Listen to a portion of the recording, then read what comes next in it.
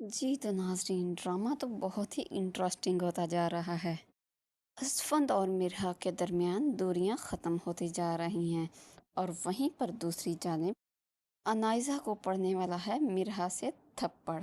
जैसा कि अब तक आपने देखा कि मिरहा की मौजूदगी असफंद को महसूस होने लगी है और वो उसके करीब आने की कोशिश कर रहा है। वहीं पर दूसरी जानिब अनाइज़ा बुक करवा चुकी है अपने लिए फ्लैट, जिसकी पेमेंट करने के लिए उसके पास पैसे मौजूद नहीं। इधर असफंद मिरहा के में सोच सोच कर मुस्कुरा रहा है, क्योंकि असफंद को मिरहा से मोहब्बत हो चुकी है। लेकिन मिरहा कोई न कोई जली कटी बात कर ही देती है। मिरहा असफंद से सवाल करती है, आप इस तरह क्यों मुस्कुरा रहे हैं? तो असफंद आगे से कहता है, क्यों कोई पाबंदी है मेरे मुस्कुराने पर? असफंद आगे से कहता है, क्या तुम इस शादी से खुश नहीं हो? तो मिरहा कहती है, आपने खुद ही तो कहा था ये रिश्ता टूटने के लिए जुड़ा है। ये सब कुछ सुनकर असफंद को अफसोस होता है कि उसे पहले ही दिन मिरहा से ये सब कुछ नहीं कहना चाहिए था।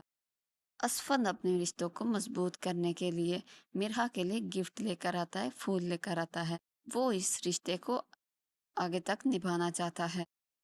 दोनों मिलकर किचन में खाना बनाते हैं और खाना बनाते हुए दोनों की केमिस्ट्री बिल्कुल कमाल की मैच हो रही है। असफंद और मिरहा की दोस्ती अब मोहब्बत में बदल चुकी है।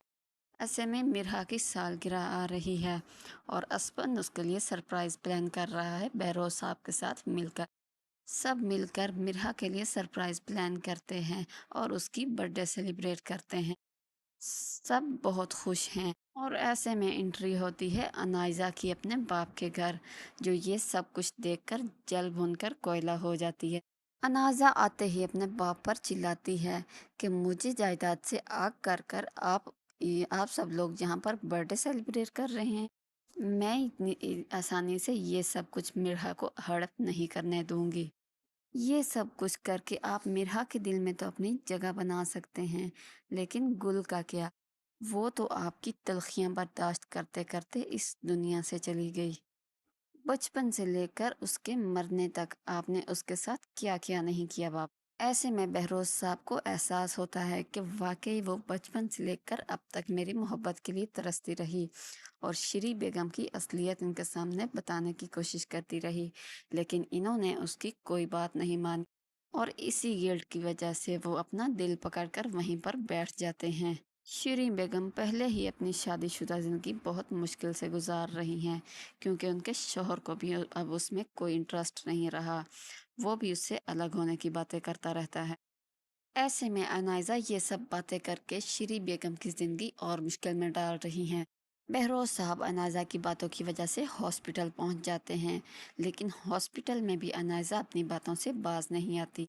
मिरहा अपने बाप की हालत की वजह से बहुत परेशान होती है कि अगर ऐसे में उनको कुछ हो जाता है तो वो क्या करेगी। मिरहा अनाइजा पर गुस्सा करती है कि ये सब बातें करके उसने उसके बाप को हॉस्पिटल तक पहुंचा दिया।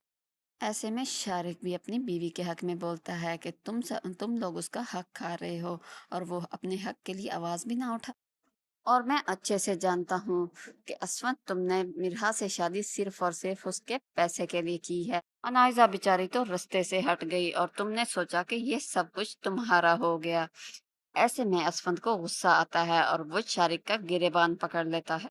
मेरे खानदान की इज्जत पर नजर रखने वाली तुम्हारी हिम्मत कैसे हुई मुझसे ये सब बातें करने की? ऐसे में पीछे खड़ी अनाजा चीखती है और कहती है कि तुम्हारी हिम्मत कैसी हुई मेरे शौहर का गिरेबान पकड़ने की? कल तक तुम मेरे पीछे पागल थे और आज तुम्हें ये मिरहा पसंद आ गई है। ऐसे में मिरहा से ये सब कुछ बर्दाश्त नहीं होता कि मेरे बाप को हॉस्पिटल तक पहुंचाकर अभी तक ये जायदाद के पीछे रो रही है। मिरहा गुस्से से उसको थप्पड़ मार देती है और कहती है कि तुम्हारी वजह से बाबा इस हाल में पहुंच गए हैं और तुम्हें अभी भी सुकून नहीं है।